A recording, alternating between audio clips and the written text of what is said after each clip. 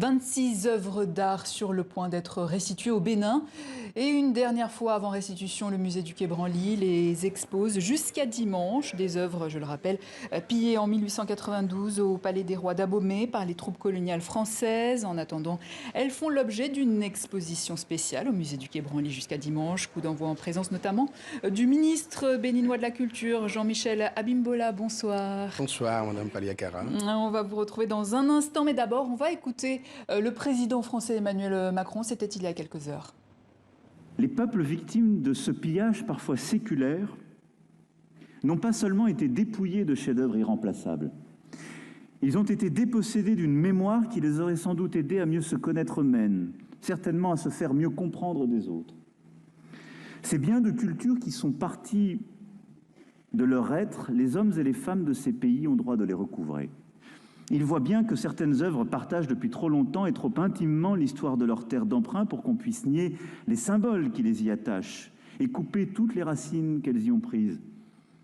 Aussi bien ces hommes et ces femmes démunis demandent-ils que leur soient restitués au moins les trésors d'art les plus représentatifs de leur culture, ceux auxquels ils attachent le plus d'importance. Monsieur le ministre, que pensez-vous des mots d'Emmanuel Macron? Est-ce faire preuve de courage politique sur cette question de la restitution? Oui, merci. Indéniablement, il faut reconnaître au président Macron son courage politique. Il faut rappeler que avant le président Macron, le gouvernement précédent avait opposé une fin de non-recevoir à la demande béninoise qui date d'août 2016. Donc il a fallu l'arrivée aux affaires du président Macron et il a fallu surtout le fait que le gouvernement du Bénin était déterminé à mettre en œuvre son programme d'action pour que, effectivement, cela soit désormais possible. Alors on rappelle que cette cérémonie, c'est une des étapes du long et très complexe processus de restitution des œuvres d'art à votre pays, le Bénin, après 130 ans après avoir été volé par l'Empire colonial français. Que représente cet acte aujourd'hui pour vous? Oui, d'abord, je pense que, sans que le mot soit galvaudé, c'est un moment historique. C'est un moment historique parce que c'est une première qui est une telle coopération et qui est deux pays dans le cadre d'une coopération muséale et patrimoniale qui mettent en place un programme pour pouvoir impulser un nouveau développement à un pays comme le nôtre. Il faut reconnaître également que si nous avons le courage du président Macron, nous avons non moins le courage du président béninois et surtout sa détermination à obtenir au profit du Bénin, au profit de l'Afrique, la possibilité de révéler l'Afrique, de révéler l'histoire de l'Afrique, de révéler l'art et la culture d'Afrique. Et surtout, en ce qui concerne le Bénin, nous mettons la culture, le patrimoine au cœur de notre programme de développement.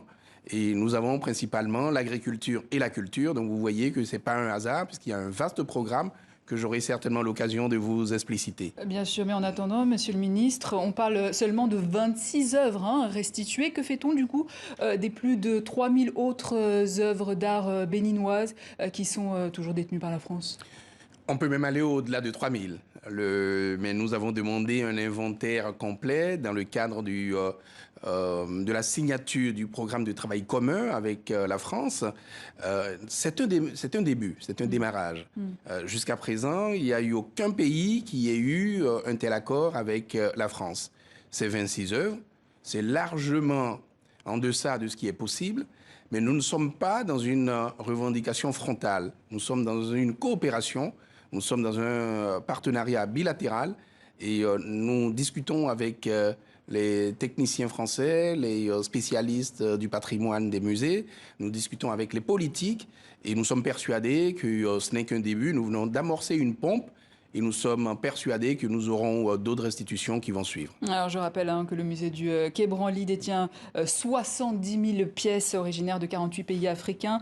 Quant à la restitution de ces 26 œuvres, elle a été rendue possible grâce à une loi exceptionnelle qui est passée en France en 2020. Mais le code français n'a pas changé. D'ailleurs, hasard du calendrier, l'université de Cambridge a remis officiellement aujourd'hui au Nigeria une sculpture du coq en bronze pillé il y a un siècle. On le voit ici à l'image, devenant ainsi la première institution britannique à restituer un objet volé pendant la colonisation. Donc c'est un mouvement, monsieur le ministre, qui est assez global. Est-ce que vous estimez que la France, la Belgique, le Royaume-Uni, les États-Unis ont ce devoir de restituer les œuvres? Le sens de l'histoire, c'est ce mouvement.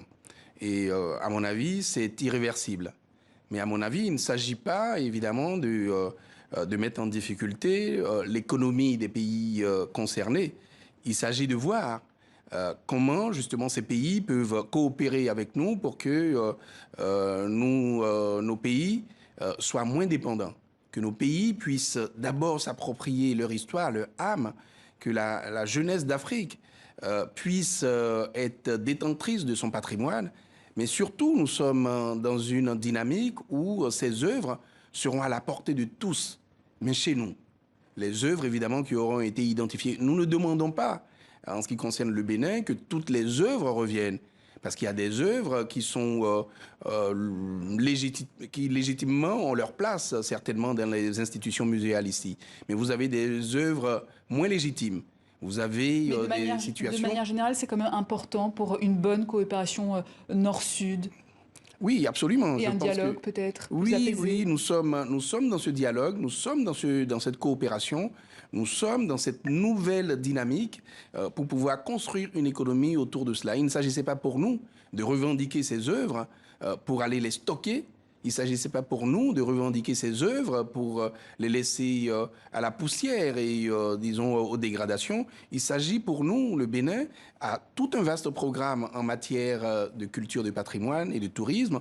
Et nous investissons la bagatelle d'1 milliard d'euros dans les investissements culturels, patrimoniaux et touristiques. Ce qui est énorme. C'est énorme. Le nouveau musée d'Abomey, qui devait accueillir ces 26 œuvres d'art, devait être prêt en 2021. Où sont les travaux? Non, le musée... Je crois que vous devez être on a fait un reportage, en fait, il y a quelques années, au musée d'Abomey. Je suis persuadé que ce n'était pas ces dates-là. Si vous permettez, nous avons 4 musées qui sont en cours de construction ou à venir. Nous avons un musée qui est à Ouidah, qu'on appelle le Musée international de la mémoire et de l'esclavage, le MIM. Nous avons... de la porte du non-retour. Exactement. Nous avons au fort portugais, précisément. Et dans ce fort portugais, vous avez la maison coloniale, la maison du gouverneur, où les œuvres vont transiter dans un premier temps. Vous avez effectivement à Abomey le musée de l'épopée des Amazones et des rois du Dahomey, qui sera prêt dans 3 ans. Vous avez à Porto Novo le musée du vaudou qui va permettre de recontextualiser le vaudou et de mieux le faire connaître dans toutes ses composantes. Et enfin, une 4e infrastructure muséale qui est un musée national des arts contemporains. Du coup, le transfert... S'agissant alors des 26 œuvres, les 26 œuvres iront à Ouidah dans un premier temps pendant 3 ans dans une exposition temporaire, avant d'aller dans leur écrin à Abomey, dans le musée de l'épopée des Amazones et des rois du Dahomey. Donc nous respectons notre programme, notre agenda. Et aujourd'hui, je vous invite à venir au Bénin. Vous verrez que le site, l'infrastructure de Ouidah, à savoir la maison du gouverneur, est déjà prête à recevoir ces œuvres-là. Mais quand les œuvres arrivent, chère madame, il ne s'agit pas de prendre des œuvres et d'aller les stocker directement. C'est des œuvres qui doivent être... Il y a une restitution aux familles également? Comment ça se passe? C'est des œuvres qui seront d'abord acclimatées. Il faudra un temps pour l'acclimatation. Et après, ces œuvres vont faire l'objet d'une exposition à partir de mi-janvier à la présidence de la République à Cotonou pour nationaliser ces œuvres. Parce que nous intégrons, nous classons automatiquement ces œuvres dans le patrimoine national. Bien sûr. Donc les œuvres deviennent un patrimoine national. Donc ce ne sont plus des œuvres des familles, même si c'est des œuvres évidemment qui ont une origine. Donc ce symbole d'aller à la présidence permet à chaque Béninois, parce que la présidence sera ouverte à cet effet pour tous les visiteurs, y compris les Béninois et les étrangers, pour que chacun puisse se rendre compte l'un de ces 26 œuvres avant d'aller dans 2, 3 mois, 4 mois à Ouidah et après, dans 3 ans, à Abomey. Merci, monsieur le ministre. Je rappelle aussi que l'acte de transfert des œuvres sera signé le 9 novembre prochain à l'Élysée en présence du président béninois Patrice Talon, Jean-Michel Abimbola, ministre béninois de la Culture. Merci à vous. Merci beaucoup.